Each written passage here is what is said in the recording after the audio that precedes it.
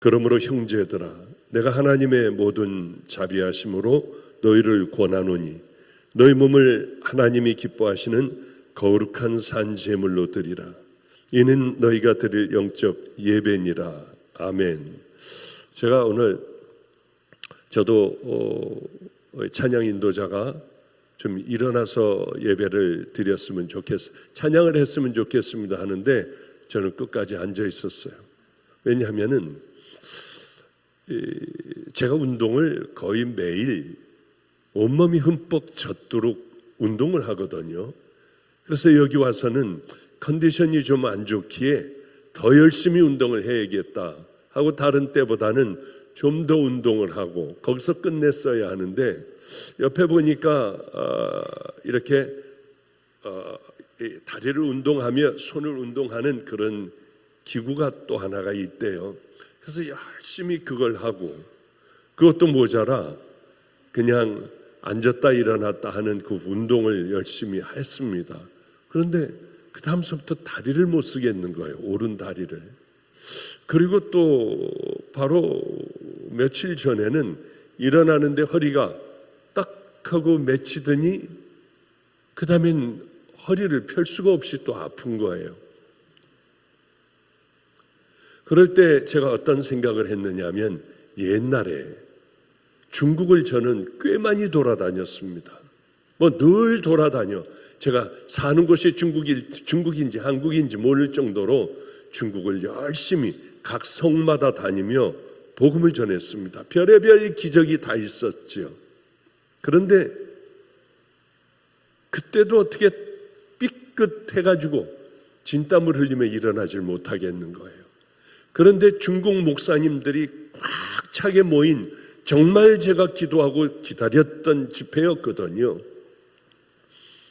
그래 이제 거기에 거의 누워가다시피 하며 그냥 소리를 지르며 아파가지고 이렇게 그리고는 아무렇지도 않게 말씀을 전해나가기 시작을 했어요. 의자에 앉아서 말씀을 전하는데 이게 죄송한 거예요. 의자를 치우고 다리가 저리지만은 일어나서 말씀을 차근차근 전해나가기 시작을 했는데 이 굉장히 은혜로우니까 제가 여러분들 다 기도해 드리겠습니다. 중국 분들만 한 200명, 150명 이상은 모였던 목사님들이요. 각지에서 다 모인 목사님들 이분들에게 제가 안수를 해주겠다. 여러분도 저 위해서 기도해 달라. 이렇게 서서 다음 성에 가서 또 말씀을 전할 수 있게 해달라 하고 내가 은혜가 되니 당신들을 위하여 기도하겠다 하고 내려가 중국 목사님들은 다 섰고 이 소리가 새어갈까 봐 온 창서부터 문에 이불로다가 다 덮어놨으니 땀은 비 오듯이 올 것 아니겠습니까? 그리고서 이제 중국 분들은 막 중국 목사님들은 기도하고 저는 절뚝거리며 내려가 그분들 위하여 기도해 주는데 그분을 위하여 전부 기도해 주려고 하는데 손을 얹으면은 목사님들이 다요. 제 손을 뿌리쳐요.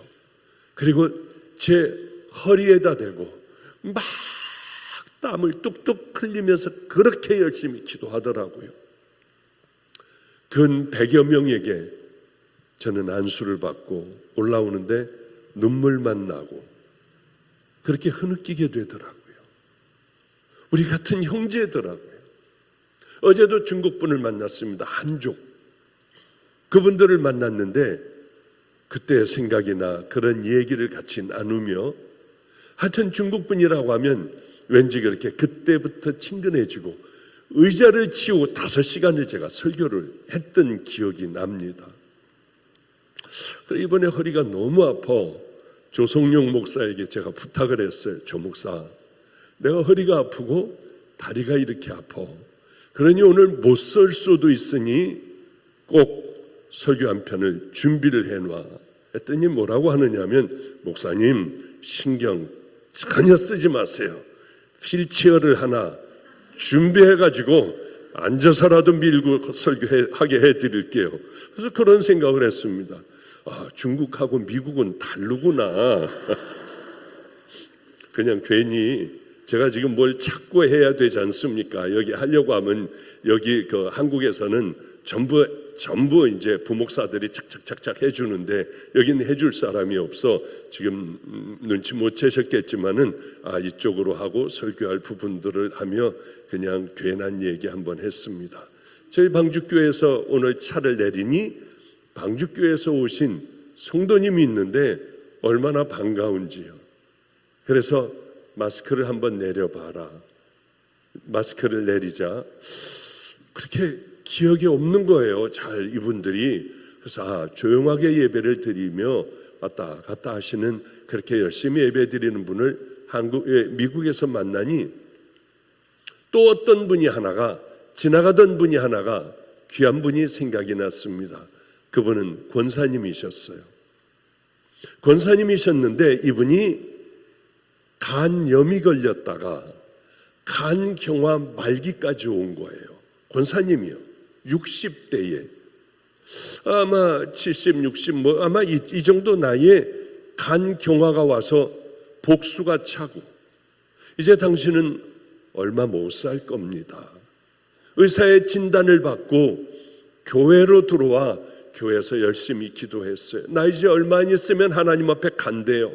하나님, 나는 아무것도 할 줄을 모르고 배운 것도 없고 돈도 없으니 난 하나님의 일을 못했잖아요. 그동안에 그냥 예배만 드리고 말았잖아요. 하나님, 그런데요, 저를 고쳐주신다면 저는 제 일평생 살아있는 동안 주방에서 일을 할게요. 할 줄 아는 건 주방 일입니다. 그런데 그렇게 눈물이 나고 몸이 뜨겁더래요. 그렇게 마음이 울었대요. 그런데 이분이 정말 그때 깨끗하게 치유가 됐어요. 누가 안수해 준 것도 아니고 누구의 설교를 들은 것도 아니고 그냥 하나님 앞에 그런 간절한 기도를 드렸는데 하나님께서 그 기도를 들으시고 감쪽같이 깨끗하게 나은 거예요. 이분은 누구에게도 얘기하지 않고 주방에서 25년인가요? 30년인가? 늘 주방에서 먹고 자며 많은 사람들의 손가락질을 받기도 하고 주방에서 일하니 얼마나 냄새가 많이 납니까? 교회 청소를 하고 그렇게 사셨어요. 그런데 이분이 장례식을 제가 왜 다 치러야 하지 않습니까? 그래서 이런 분들은 장례식을 끝까지 제가 따라가서 다 해드려요. 그런데 장례식에 이제 예배를 드리려고 하는데 못 보던 얼굴, 꼭 만나고 싶었던 얼굴들이 다 앉아 있더라고요. 그 중에는 배신을 하고 나간 사람, 내 마음을 많이 아프게 하여 얘네들은 제 앞에 나타날 수 없는 애들, 얘네들까지 다 나와 무릎을 꿇고 얼굴을 푹 숙이고 있더라고요. 너 정말 오래간만이다. 바쁘다. 정말 반갑다. 그래, 성도님 정말 오래간만입니다. 그동안 어떻게 지내셨어요? 하며 다 좀 품어줬어요. 그런데 어떻게 이렇게 그저 보잘것없는 주방에 있는 분이 소천을 했는데 거의 안 올 줄 알았는데 어쩌면 이런 많은 사람들이 꾸역꾸역 모여 보이지도 않던 사람들이 다 모여 여기에 이렇게 예배를 드렸을까? 이분이 소천하시기 전에 병원에 제가 아마 꽤 여러 번 갔어요. 그런데 이제 앞으로 올 임진영 목사를 데리고 한 번은 갔습니다. 이게 얼마 안 된 얘기예요. 소천하신 지가 얼마 안 됐어요. 임진영 목사를 데리고 갔는데 빼짝 마른, 그리고 주사 바늘이 들어갈 자리 없이 멍이 다 든 손으로 제 손을 붙들고 목사님 왜 오셨어요? 피곤하게요. 바쁘신데 여기 오지 마세요 하며 제 손을 비벼주셨습니다. 그리고는 부끄러워 어쩔 줄 몰라 발이 내놓은 발들을 얼른 이렇게 좀 발로다가 툭툭 쳐서 이불을 다시 덮고 그리고 계셨어요. 그런데 임진영 목사가 뭐라고 하느냐 하면은, 권사님 건강하셔야 돼요. 다시 일어나셔서 우리가 큰 종들이 되는 걸 권사님 눈으로 꼭 보셔야 해요.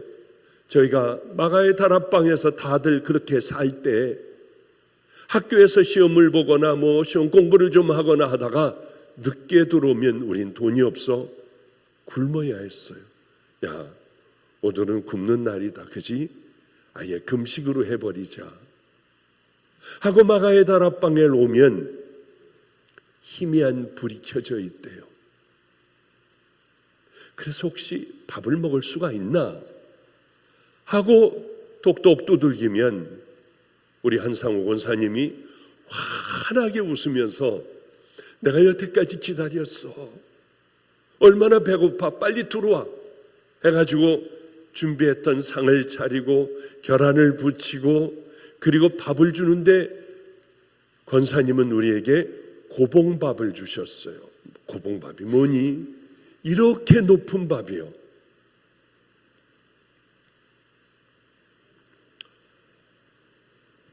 그러며 우리가 큰 종이 될 때까지는 기다리셔야 돼요. 지금은 아니에요. 하며 눈물을 흘리며 권사님의 손을 붙들고 있던 그 기억이 나요. 이분의 아들도 간염으로 시작하여 이분의 큰아들도 간경화, 어쩌면 엄마하고 똑같은지요. 간암 말기가 되었어요. 이분의 아들이요. 그런데 어느 날 안성에서 이제 모든 고난이 다 끝나고 인천으로 올 무렵에 이분이 어떻게 저의 전화번호를 알고 전화를 거셨습니다. 목사님은 사람들을 이렇게 마음먹으면 구원하신다고 하여 구원의 길로 인도하여 결국은 아이들서부터 그렇게 한다고 하여 제가 전화를 드렸어요. 우리 아들은 알코올 중독자이고 평생을 술로 살았어요. 제가 하나님께 약속한 그것을 지키려고 주방에 있으면 와서 다 깨뜨려 버리고 온갖 행패를 다 부린 아주 망나니 중에 망나니가 이제 죽음을 얼마 눈앞에 두고 있지 않아요. 내 아들을 위하여 한 번만 병원에 와주세요. 그때는 제가 방주교회 목사가 아니었기 때문에 당신 방주교회 담임 목사한테 허락을 받으면 내가 안성에서 가겠다. 허락을 받았다고요. 괜찮다고 오시라고 하여 저는 그 병원으로 가게 됐어요. 길병원을 가게 됐습니다. 대학병원에 갔는데 식사 시간이었는데요. 아들은 쳐다보지도 않았습니다. 빼짝 말라 있는데 그래도 밥을 먹고 있었어요.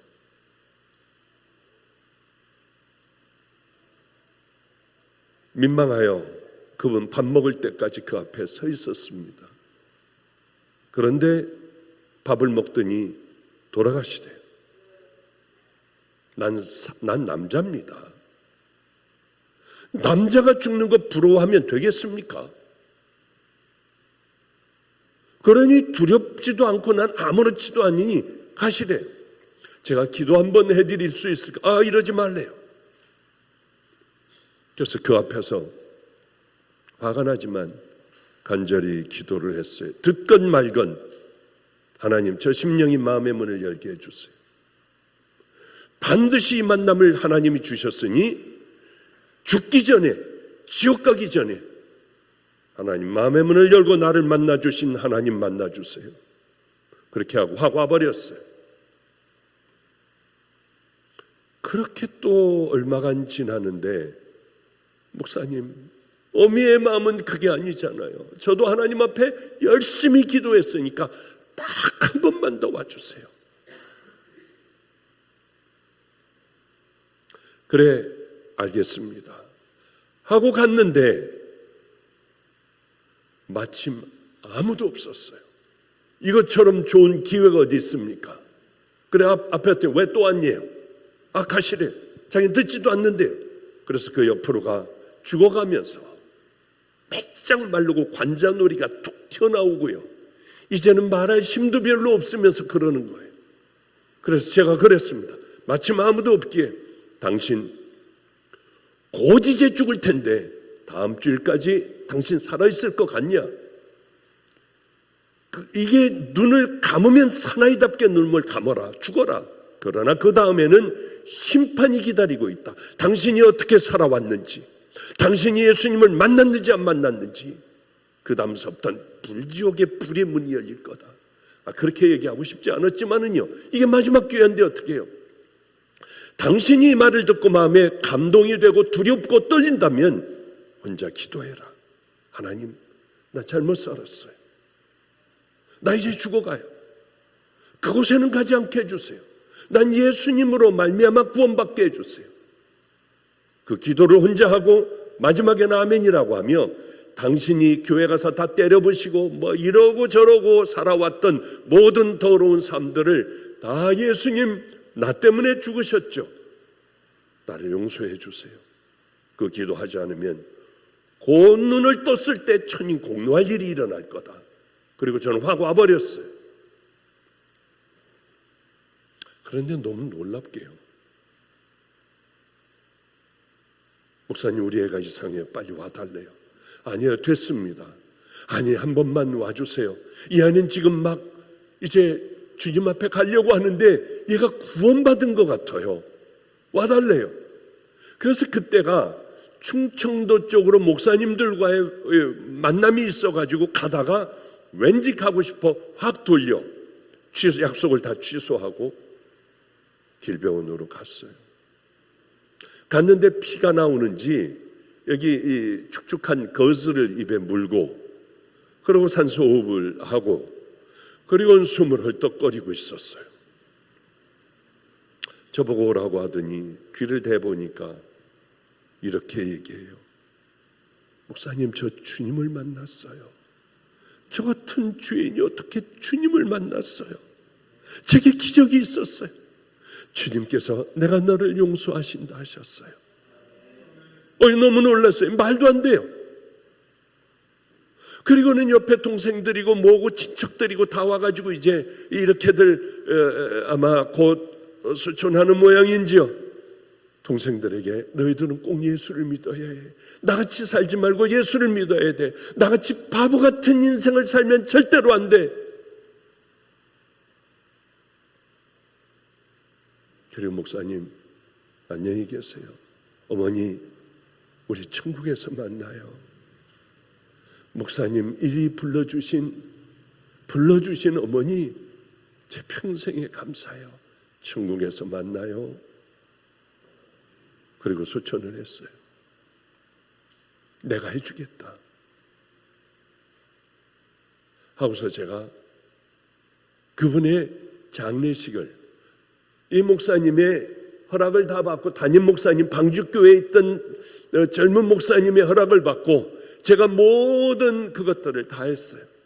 이제 화장장에 가면은 유리로 이렇게 많은 사람들이 봅니다. 1번, 2번, 3번, 4번만 쫙 화장하는데 이제 예배를 드리고 그 시신은 화장으로 들어가는데 절컹 하고 문이 닫혔어요. 그리고 이제 몇 시간 기다려야 해요. 그런데 어머니가 어떻게 하나 봤더니 그저 이 유리를 만지며 울다가 웃다가 울다가 웃다가 실성한 사람같이 보였습니다. 성도님, 왜 울다 웃다 하세요?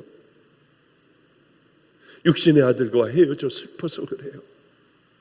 또 천국 간 아들을 생각하니 좋아서 웃어요.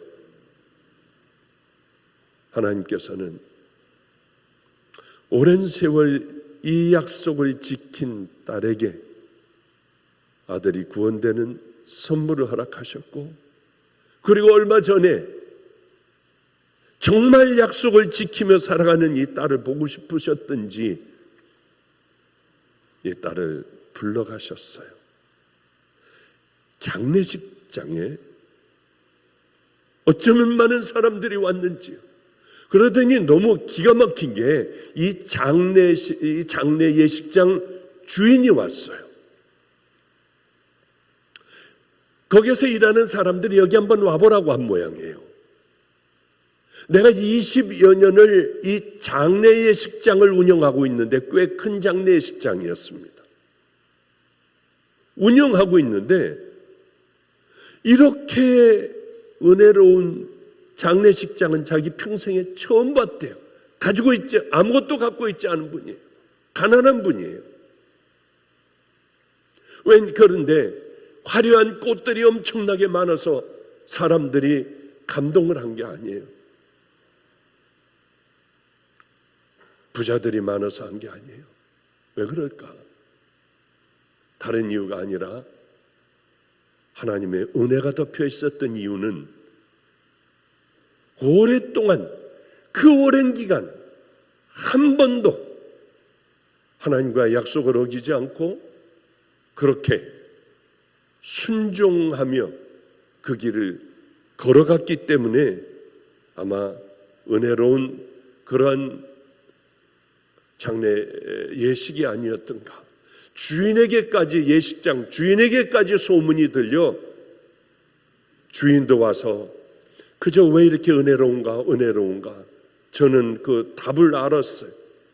하나님과의 약속을 지킨, 하나님께서 기뻐하시는 그 삶을 산 그 딸에게 도저히 하나님 앞에 갈 수 없는, 그가 눈물로 회개를 하고 아슬아슬하게 마지막 막차를 타고 한편의 강도와 같이 주님과 함께 천국에 들어가는 그런 은혜를 입지 않았겠습니까?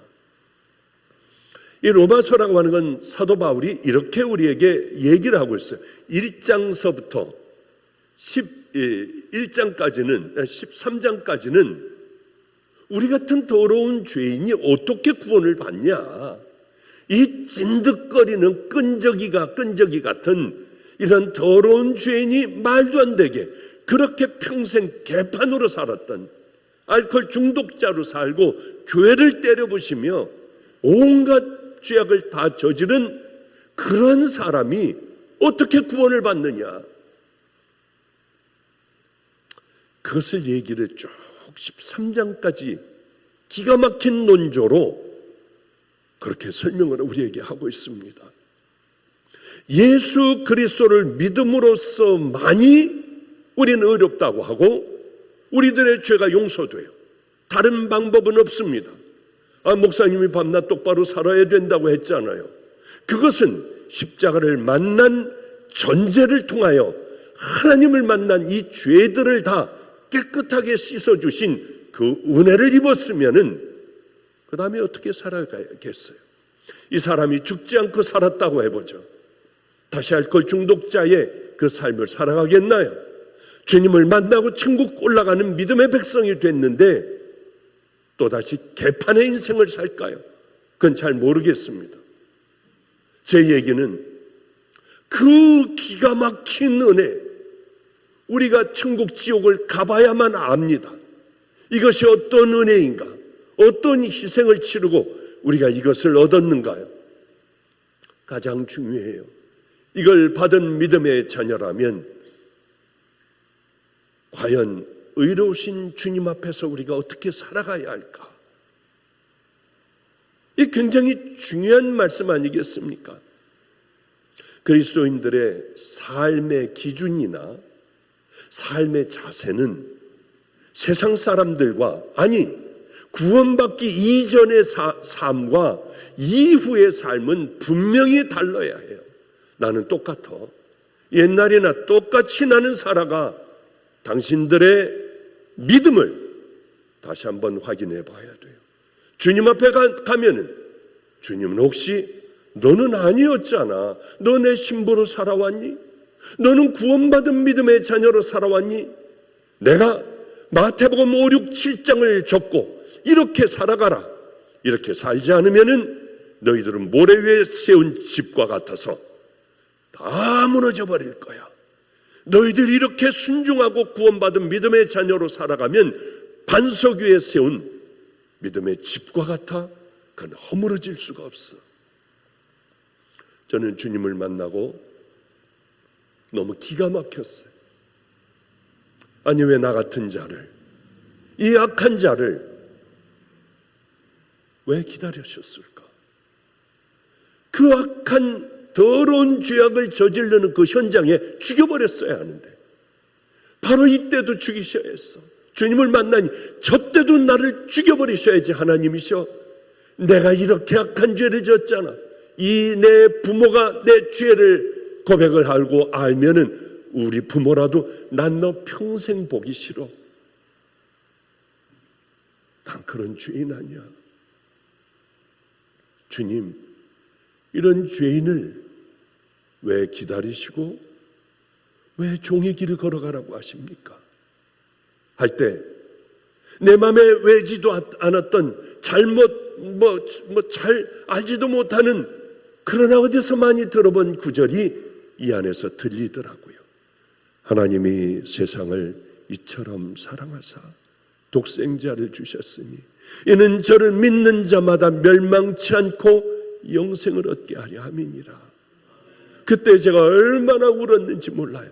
그때 세상의 박보영은 이제 종의 길을 걸어가며 옛날 사람이 난 옛날의 삶을 버렸어요. 예를 들어 제가 하나님을 그렇게 만났다고 하고 아직도 술집을 기웃거리고 음란한 마음을 품고 여기저기 돌아다니고 돈을 물뿌리듯이 쓰며 하루에 쾌락을 얻기 위하여 그렇게 살아가는 제 삶을 여러분들이 안다 하면 여러분 뭐라고 하시겠어요? 목사만 그래야 합니까? 하나님 보시는 기준은 목사나 일반 평신도나 동일합니다. 여러분들도 마찬가지로 하나님의 아들이신 그분이 이 더럽고 천한 이 땅에 내려오셔서 온갖 모욕을 다 당하시고 우리가 오늘 이렇게 성찬식을 하며 예수님의 찢긴 몸과 우리는 그 피를 마신다 하며 우리는 성찬식을 했습니다. 그런 은혜를 받은 믿음의 자녀가 주님을 만나기 전이나 지금이나 똑같다고 하면 여러분은 과연 진짜일까요? 아니면 가짜일까요? 내 의에 차서 그렇게 살아간다면 예배 와가지고 한번 드리는 것 그거 하나만으로 나는 구원받은 믿음의 자녀야, 난 분명히 천국 갈 거야 한다고 하면 되겠냐고요. 귀한 구절이 있어요. 그러므로 형제들아, 내가 하나님의 모든 자비하심으로 너희를 권하노니 너희 몸을 하나님이 기뻐하시는 거룩한 산 제물로 드리라. 이는 너희가 드릴 영적인 예배니라. 너희는 이 세대를 본받지 말고 오직 마음을 새롭게 함으로 변화를 받아 하나님의 선하시고 기뻐하시고 온전하신 뜻이 무엇인지를 분별하도록 하라. 그렇습니다. 우리는 구원받은 자녀라고 하면 이렇게 살 수가 없어요. 어떤 사람들이 철저하게 하나님을 위하여 살아갔습니다. 성경은 다 외웠고요. 그리고 또 죄를 저지를까 봐 많은 법들을, 하나님의 법 외에도 많은 법들을 만들어 놓고 이 법대로 살아갔어요. 더럽혀지지 않으려고요. 그들을 향하여 예수님은 뭐라고 하십니까? 이 독사의 새끼들아, 독사의 자식들아, 너희는 회칠한 무덤과 같아. 겉은 화려하지만은 속이 썩어 있잖니. 하나님께서 원하시는 것은 겉은 썩어 있더라도 속이 정결한 믿음의 자녀가 되시길 원해요. 우리의 속사람은 어떻습니까? 그러므로 형제들아, 내가 하나님의 모든 자비하심으로 너희를 권하노니 너희 몸을 하나님이 기뻐하시는 거룩한 산 제사로 드리라. 형제들아, 형제가 누굽니까? 이 로마 시대에 있어 사도 바울이 얘기하는 형제가 누굽니까? 예수 믿는 바로 그 형제들이에요. 그러니까 저와 여러분들을 지칭하는 거예요. 술집을 배회하고 있는 불신자들이나 그저 세상 사람들, 죄악에 쩌들어 있는 세상 사람들에게 주는 얘기가 아니에요. 바로 우리들에게 주는 얘기입니다. 구약시대에는 재물을 많이 갖다 드리면은 하나님이 좋아하시는 줄 알고 1년 된 송아지, 또 양들, 염소들, 과부들은 비둘기를 가져다 드리며 하나님 앞에 제사를 지냈습니다. 그런데 하나님이 이게 싫으신 거예요. 너희들 내게 제사를 드릴 때 내게 나올 때는 반드시 예물을 가져와라 했는데 이걸 가져오지 말라고 하세요. 여호와께서 말씀하시되 너희의 무수한 재물이 내게 무엇이 유익하냐? 나는 순양의 번제와 살찐 짐승의 기름에 배불렀고 나는 수송아지나 어린 양이나 순염소의 피를 기뻐하지 않노라. 너희가 내 앞에 보이러 나오니 그것을 누가 너에게 요구했느냐? 너희는 내 마당만 밟을 뿐이니라. 아니, 하나님이 기뻐하시니까 우리는 헌금을 잔뜩 갖고 오면 기뻐할 줄 알아요. 집 팔아서 내면은 기뻐하실 줄 알아요. 너희는 내 마당만 밟어. 왜냐하면 왜 그러실까요? 도대체 왜? 너희들은 이거 가져오지 마. 더럽게는 너희들 내 마당만 밟을 뿐이야. 예배 드리러 오고 가장 좋은 1년 된 수송아지를 가져오는데 왜 이러실까요? 이유는 한 가지예요. 그들의 삶이 재물을 따라가지 못하는 거예요. 이거는 잔뜩 드리면서 삶은 개판인 거예요. 개판이요. 이거를 못 견뎌 하셨어요. 가져오지 마라. 차라리 성전문을 닫아버렸으면 좋겠다. 너희들이 드리는 이 재물은 헛제사야. 쓸데없는 제사야. 삶에서는 거짓되고 음란하고 죄악이 가득한 삶, 미워하고 시기하고 질투, 분노, 거짓, 위선, 탐욕 이런 걸로 가득 차 있으며 하나님 앞에 나올 때는 정결한 옷을 입고 나와요. 속에는 시체가 썩은 것과 같아. 하나님은 다 보시지 않습니까? 여러분을 야단을 치는 게 아니에요. 우리 이제 이렇게 한번 정말 하나님의 자녀답게 가보자. 하나님은 이런 말씀을 하시니 우리는 이제 이 사람으로 한번 변화되어 가보자고 하는 거지. 여러분은 왜 이렇게 잘못된 삶을 사느냐? 저도 잘못된 삶을 살아가요. 저도 방향전환을 늘 해요. 잘은 안 되지만. 이런 예화를 아마 들었을 거예요. 안성에 있을 때 제가 참 좋아하는 전도사님이 계셨어요. 여자분이에요. 학교 선생님이에요. 그런데 큰 교회 전도사님이셨습니다. 이 전도사님이 어디에 미쳐 있느냐 하면 전도에 미쳐 있어요.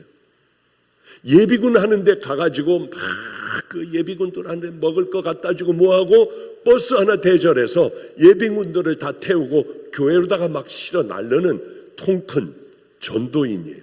말도 안 돼요. 그런데 이게 전도하는 게 너무 재밌으니까 돈이 있어야지 전도도 하잖아요. 뭘 사다 먹이기도 하고 뭐 필요한 걸 막 사다 주기도 하고 뭐 이러니까. 그런데 돈이 떨어졌어요. 뭐 저 선생님이니까. 부평 깡시장이라고 있습니다. 거기 나무로 다 된 계단에 2층에 올라가면 고리대금업자가 있어요. 자기 문서를 가지고 고리대금업자에게 갖다 줬어요. 할아버지인데 얼굴이 노랗고, 고리대금업 하는 사람들은 또 얼굴이 다르더라고요. 얼굴이 노래요. 담배를 하루 종일 펴요. 이걸 주며, 문서를 주며 언제까지 갚겠으니까 돈을 얼마를 빌려달라. 늘 그렇게 해서 하나님께서 채워주셨으니까. 그러니까 이번에도 분명히 주실 거야 하고 이제 그 문서를 갖다 맡겼어요. 맡겼는데 약속한 날짜에 오지 않으면은 이것은 내게 된다. 그런 걸 다 사인을 하고 뭐 공증하고 뭐 하고 철저하게 법적인 그 과정을 거쳐 돈을 빌려줬습니다. 이걸 가지고 쓰다가 보니까 또 금방 써버리는 거예요.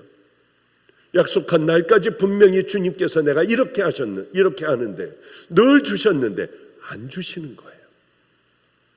그땐 이상했어요. 그래 내가 못 갚았다. 돈을 구해오지 못했다. 그럼 끝장입니다. 피도 눈물도 없더래요. 아니 그렇다고 하면 나 이거 반값도 안 되는데, 집값의 반값도 안 되는데 내 갚을 줄 알고 조금밖에 얻지를 못했는데, 그래 그럼 조금 더 달라. 그거 당신 가져라. 안 된다고 하더래요. 그러면 내 소원이 하나가 있는데 나한테 5분간의 시간을 달라. 그래 그러고 간다고 하면 5분 들어주겠다 하더니 소파에 푹 묻혀가지고 담배만 계속 피고 있는데 얼굴은 노랗고 주름은 자글자글한 아주 눈빛이 못된 할아버지가 얘기를 듣더래요. 아직 다 안 끝났냐? 시간을 자꾸 보면서요. 제가 우리 한상우 권사님 아들에게 막 했듯이 5분 동안 모든 걸 다 그냥 쏟아놨어요. 자, 시간 됐으니 가라고 하더래요. 쫓겨나서 오면서 하나님, 우리 어디 가서 살라고요? 늘 해주셨잖아요. 아니 어떻게 이러실 수가 있어요? 그러면서 와서 작은 곳으로 이사 가자고 자녀들에게 그렇게 얘기를 했는데 전화가 왔더래요. 그럼 내가 어떻게 해야 되느냐? 교회를 나가라. 우리 교회 같이 가자. 그러면 나 사느냐? 그렇다고 했는데 교회를 마침 갔는데 그때 무슨 목사님이 설교를 했냐면 삭개오 설교를 했어요. 남에 올라간 삭개오. 자기가 남의 걸 뺏은 것을 다 나눠줬다는 그 얘기를 듣고요, 일어나질 않더래요. 그래서 할아버지를 데리고 왔는데 그 다음날 오라고 하더래요. 나 어디를 가야 할 때가 있다고 하더래요. 그런데 어떤 가방을 갖고 가는데 부평 깡시장에 보고 여기를 들려서 당신 나한테 꾼 돈 갚지 않아도 되고 이거 다 없는 겁니다. 그러니까 악착같이 뺏어가던 사람이 그러니 하더니 울더래요. 그 다음 집에 가서 다음 집을 돌아다니는데 뒤에 우는 무리가 그렇게 와가지고 고맙습니다 하면서 울면서들 따라오더래요. 저보고 그건 정말 장관이었다고, 정말 기가 막힌 이런 광경이었다고요. 다 주고 자기 집도 돌려주더래요.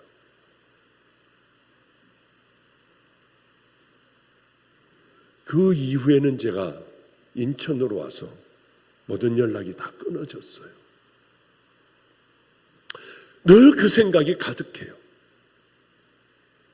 하나님 앞에 올려드리는 진정한 제사라고 하는 것은 내가 지금 몇십 년간 예수를 믿었기 때문에 나는 잘 드리고 있을 거야가 아니라 그저 한 번 듣고 그렇게 살아가는 사람도 있더라고요. 그리고 술집을 하는 여자가 풍문으로 하나님의 얘기를 들었어요. 풍문으로 듣고요, 정탐꾼들을 숨겨주고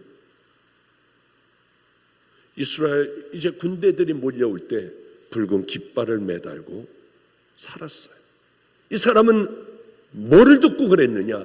우리같이 이런 자세한 설교를 들은 게 아니라 풍문으로 들은 그것으로 그들은 믿음을 가졌어요.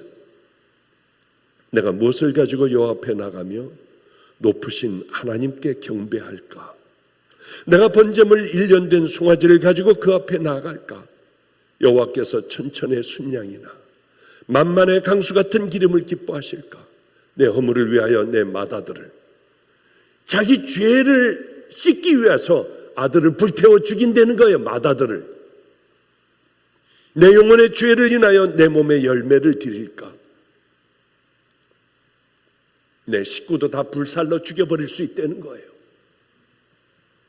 사람아, 주께서 선한 것이 무엇임을 내게 보이셨나니 여호와께서 내게 구하시는 것이 오직 공의를 행하며 인자를 사랑하며 내 하나님과 함께 행하는 것이 겸손히 행하는 것이 아니냐. 맞아요. 순양이나 천천만만의 강수 같은 기름을 하나님은 기뻐하지 않으세요. 여러분이 가지고 오시는 몇억 몇십억을 기뻐하지 않으세요. 하나님께서는 가난한 과부의 2렙돈을 기뻐하셨어요. 그는 자기의 먹을 것 그걸 하루 먹을 걸 넣은 거예요. 그 말을 잔뜩 집어넣은 사람보다 과부의 2렙돈을 기뻐하세요. 자, 그럼 이제 우리가 어떻게 살아가야 합니까? 이제는 하나님 기뻐하시는 게 진짜 뭘까? 그리고 믿음의 길을 향하여 말없이 걸어가는 것 아니겠습니까? 너희 몸을 하나님께서 기뻐하시는 산 제사로 드리라. 하나님 기뻐하시는 그것, 우리들의 일상의 삶에서 살아가면 되는 것 아니겠습니까? 제가 참 옛날에는 그렇게 막 살았던 것 같아요. 김성준 목사가 한신대학을 다녔습니다. 그런데 얘네들 신앙은, 한신대학은 아주 그냥 막 예수는 노동자라고 하고요. 뭐 하여튼 우리하고 좀 달라요. 너 왜 그런 데를 들어갔냐. 그리고 얘도 밤낮 가가지고 뭐 이거 하고 뭐 싸우고 뭐 이 짓을 하는데 마음이 얼마나 아픈지요. 그런데 저희가 한신대학을 바꿔놔 버렸어요. 새벽에 쫙 하고 기도하는, 우리가 그런 대로 만들어 놨는데 누가 여기 와서 다 버려놨다고 난리들인 거예요, 그냥. 그런데 하루는 여기 천하대장군, 신학대학 아니에요, 한국신학대학. 천하대장군, 지하 여장군, 이거를 떡하니 갔다가 대문에다가 봤는데 징그럽대요. 들어갈 때 나올 때 그냥 이런 나무로다가 사람을 깎아 놔가지고 장승을 만들어 놔가지고 아주 힘들대요. 야, 어떻게 해야 되냐 너? 기도해야죠. 혹시 네가 기도하면 그거 싹싹 뽑힐까? 그런 것 같지는 않는데요. 그럼 어떻게 해야 되냐? 가만히 있다가 목사님, 목사님 하는 방법은 우리 교도소 갈 수도 있고요. 그거 무섭냐? 무섭지는 않지만 그래도 다른 사람이 실족하고 그러면 실족이고 뭐고 상관없어. 도끼 가져가서 다 찍어버리는 거야. 그러면 너희들은 하나님이 이걸 기억하실 거 아니야, 너희들이 언젠가는. 그런데 이거를 한번 시험 삼아 찍어봤더니 도끼 날이 들어가질 않아요. 통통 튀겨. 엄청 딱딱한 나무예요. 야, 전기톱을 한번 웽 하고 한번 그냥 다 끝내버려야 되잖아. 그것도 안 돼요. 톱이 안 들어. 뭐가 되냐? 큰 흥분올부 쓰는, 이 쓱쓱 쓰는 톱 있잖아요. 그게 들어가는 거예요. 야, 이거다. 목사님, 이게 방학 때 해야지 애들의 발길질이 들어옵니다. 방학 때 해야 합니다. 야, 우리가 지금 도둑질 하냐? 하나님 기뻐하시는 일을 하는 거야. 그러면은 밤에 하지. 야, 왜 밤에 해? 사람들 다 다니는 그때 하면 하나님께서 지켜주실 거야. 금식하자 하고 금식하고, 제가 봉고차를 타고 다니니까 이미 주신 줄 믿고 그 큰 것 밧줄 사고 뭐하고 해가지고요, 이미 봉고차의 의자들 다 빼냈어요. 이미 여기다 다 실어버릴 거야. 알았지? 가가지고 이거 걸고 잡아다니고, 그리고 사람들 못 오게 하고요. 그리고 쓸기 시작을 하는데 누구 하나 말하는 사람이 없고, 지나가다 다 아유 수고하시네, 에이, 학생들 참 수고하네, 아이고 수고하네. 왜냐하면 이게 교학과 같은 데서 다 찍으라고 그런 줄 알고요. 그게 다들 가면서 마음에 그런 마음이 있었던 거, 아유 정말 잘하는 일이네, 아유 참 수고하네 하고 그렇게 지나가더라고요. 아예 거기서 토막을 내가지고 마가의 다락방에 불쏘시개로 썼어요. 그런데 너무 재밌는 건 우린 그게 큰 사건인 줄 몰랐어요. 온누리 교회 그쪽에 어디 집회를 갔는데 거기에 잔뜩 났더라고요. 뭐 난리가 났더라고요. 뭐 그냥 그때 세종대왕의 목을 잘랐대나 뭘 어디 학교에 있는 세종대왕의 목을 잘라버리고 뭐 별의별 일들이 다 있었을 그때에 이게 옳은 거냐 과연? 우리만 몰랐어요. 엄청난 사건인지 우리만 몰랐어요. 하나님께서 그걸 기억하셨는지 이제는 제법 종다운 믿음의 길들을 다 그렇게 걸어가고 있어요. 전 다른 거 없어요. 주님 마음 얼마나 아프실까. 그러면 싸웠어요. 신천지 이놈들이 자꾸 교회로다가 지네들 신천지 집어넣어 뒤집어. 야, 우리도 신천지 한번 넣어보자. 신천지 역사상 사람들을 집어넣은 건 저 하나예요. 그래서 신천지 교육받을 때 제 이름이 왔다 갔다 한대요. 아니 우리에게 신천지에 여기 집어넣었다고요. 지금 이광진 전도사 필그림교회 목사 이광진 목사 필그림교회를 가보면 청년부 찬양인도 하는 친구가 있습니다. 우리 한 450명 모여요. 청년들만, 대학생들만요. 생명을 거는 거예요. 그놈을 집어넣었어요. 감리교 신학대학 4학년 때 너 일로 들어가라. 예? 들어가. 알겠습니다. 내일서부터 들어가겠습니다. 학교 휴학하고 거기 들어갔어요. 다른 애도 찬양이도 같이 살던 애도 집어넣고 뭐 집어넣어가지고 뒤집어 버리는 거예요. 이제 다른 얘기는 하지 말고 이만희는 영생한다. 왜?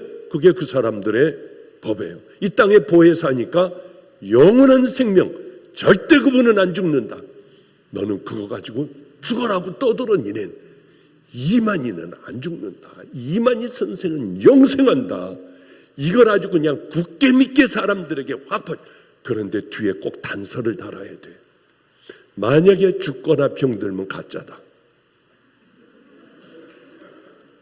그러면서 그걸 쫙 퍼뜨렸어요. 사람들은 맞다. 믿음이 있으니까 그 믿음이 그 사람들도 있으니까요. 근데 어느 날 목사들을 가지고 이제 공부하는 거예요. 여의도 순복음교회 목사님, 이 사람은 틀렸어. 이거 지옥가.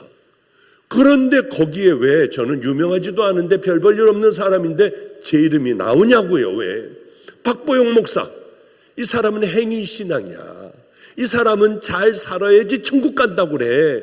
이건 지옥가. 그러니까 이놈이 앉아있다 자기도 모르게 전부 교육을 받고 있는데 왜 박보영 목사님이 왜 그러냐. 그러니까 생각해 보니까 자기가 잘못 일어났더래요.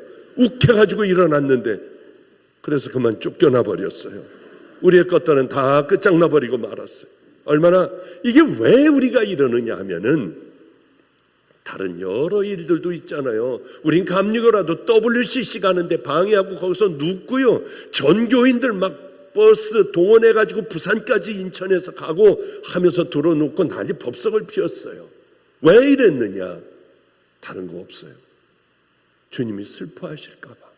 이런 일들을 가지고 주님 마음 아파하실까 봐 우린 좀 한번 지켜내보자 하는 것, 이게 예배 아니에요. 저는 늘 그렇게 생각해요. 그렇게 그것과 싸우는 게 우리들의 진정한 용기 있는 예배다. 가난하고 병든 사람들을 돕는 것, 그저 나도 힘들어 죽겠지만은 그냥 확 그렇게 도와줘 일어나게 하는 것이, 그게 저는 예배라고 생각을 해요. 사도 바울은 이렇게 얘기하고 있어요. 너희 몸을 하나님이 기뻐하시는 거룩한 산 제사로 드리라. 그렇습니다. 저는 참 목회를 하며 괴로운 게 하나가 있어요. 많은 이런 설교, 이 설교 외에는, 이런 설교 외에는 제가 다른 거 하는 거 봤습니까?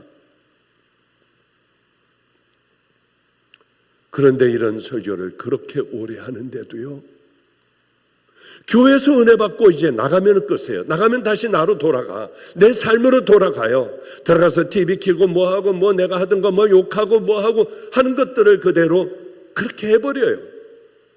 왜냐하면 교회에서 드리는 예배만 예배라고 생각하니까.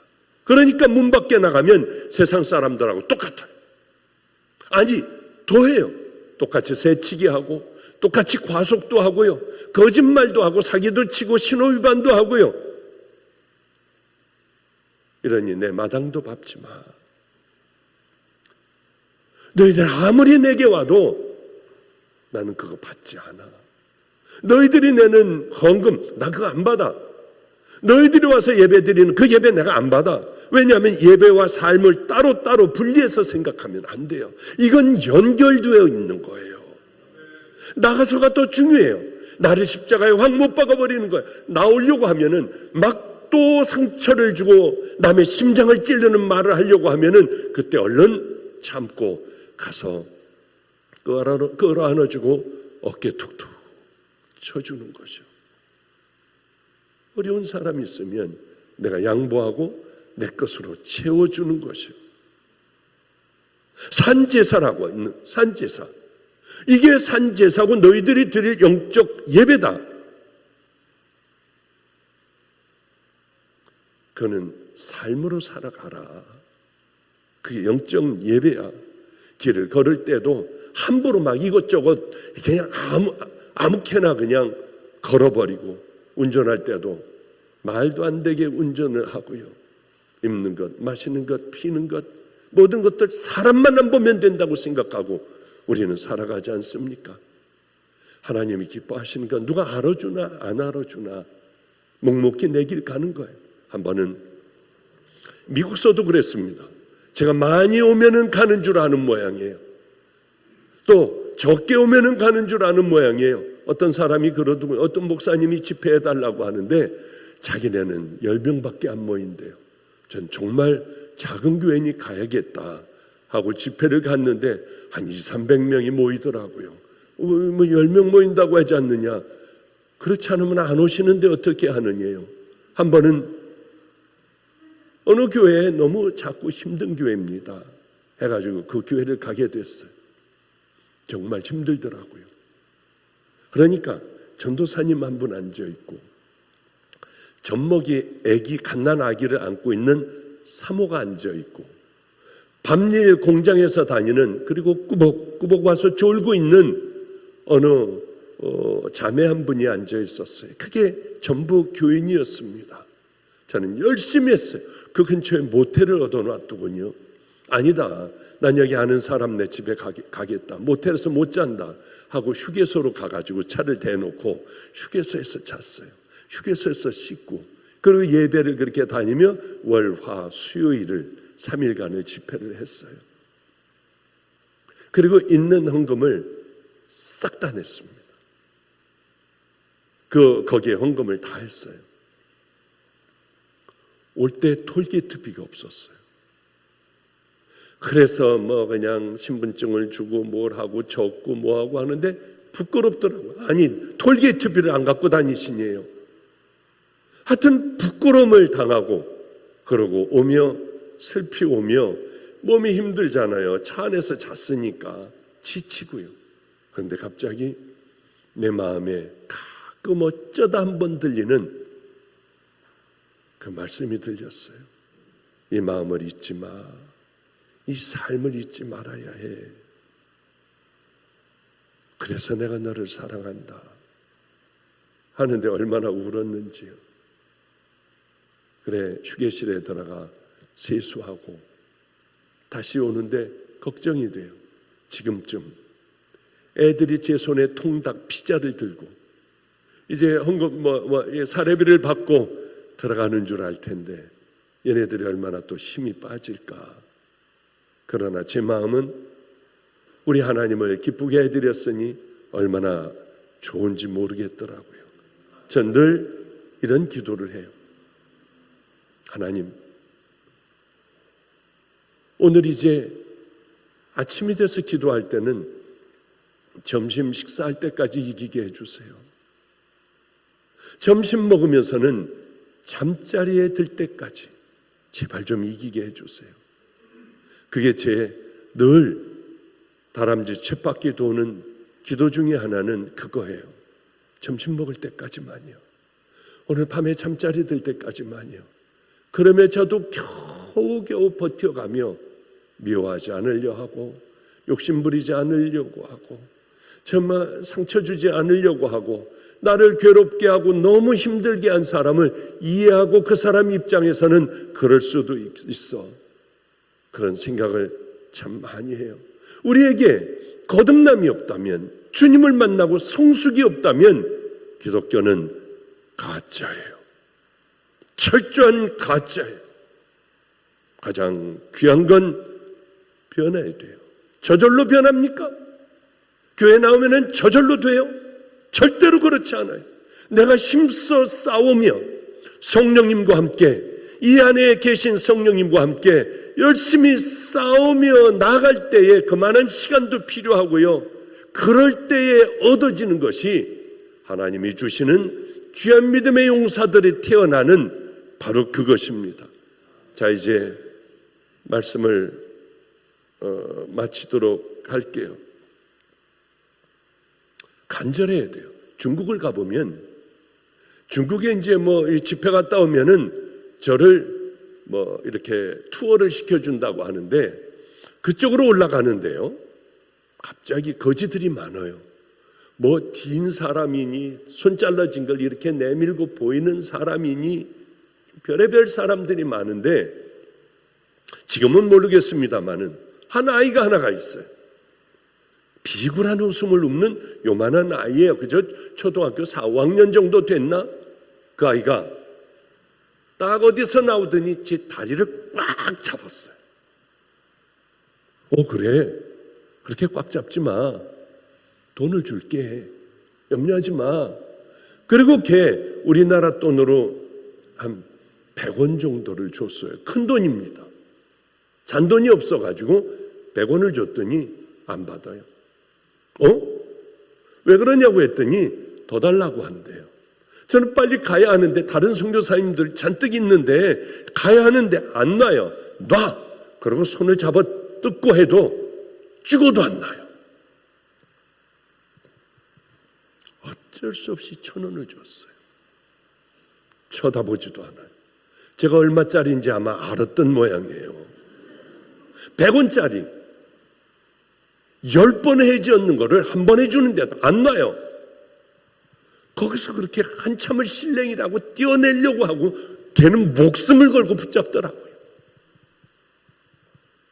결국 10,000원 줬어요. 100원짜리 100번 할 거를 얘는 딱 붙들고 목숨을 거니까 100번 안 해도 되고 한 번에 10,000원을 얻었어요. 주면서 생각을, 기분 나쁜 게 아니라 난 너무 큰 걸 얻었어. 우리 주님 앞에 삶이 이러면은 뭐는 우리가 못 받아낼 수 있을까? 우리가 똑바른 삶을 살며 믿음의 길을 그렇게 걸어가면 주님은 우리에게 이렇게 해주실 거야. 10,000원을 줬지만 그 아이를 통하여 귀한 것을 얻고, 저는 지금도 기도하는 부분들이 많아요. 그 많은 것 중에 하나가, 하나님 뭘 주세요? 더 큰 걸 하게 해주세요. 이것 우리 가족이 이렇게 하게 해주세요. 이 아이들이 어떻게, 그런 기도가, 그 기도는 하기는 하지만은 환자 기도 제일 많이 하고요. 그 다음엔 나 좀 고쳐주세요.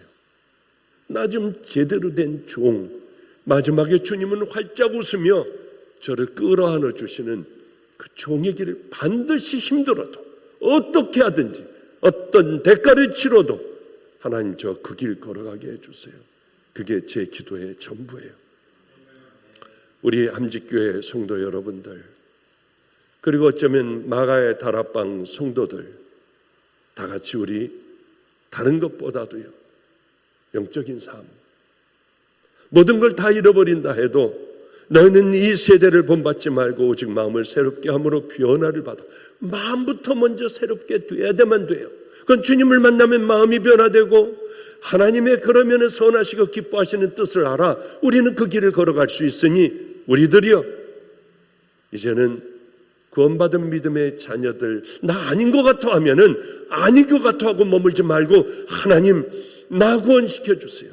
십자가 만나게 해주세요. 그 아이같이 딱 달라붙어 우리들의 구원을 확인하고 그 다음부터는 하나님의 말씀대로 나를 순종시키며, 순종시키는 것뿐만, 내 죄들을 잘못된 걸 하나하나 버리는 것뿐만이 아니라 귀하고 선하신 하나님의 말씀에 순종하며 하루를 승리하며 살아갈 때 이대로 놔두면 괴팍한 늙은이로 변화될 수밖에 없는 우리들, 거룩한 예수님의 아름다운 신부들이 되는 우리 성도님들 되시기를 주님의 이름으로 축복합니다. 기도하겠습니다. 하나님 아버지요, 우리 꼭 승리해야 합니다. 어리석은 자녀들 되지 않게 하여 주시고 마당만 밟지 않게 하여 주시고, 내가 가지고 있는 비뚤어진 신앙이라면 성경을 보며 하나님의 말씀대로 순종하길 원합니다. 세상의 신앙들 버리게 하여 주시고, 내 아버지여, 내가 만든 하나님을 따라가는 어리석은 우를 범치 않게 하여 주시며, 오직 성경에 쓰여 있는 그 말씀대로만 살아가다가 우리 주님 만나는 아름다운 귀한 성도들 되게 하여 주시옵소서.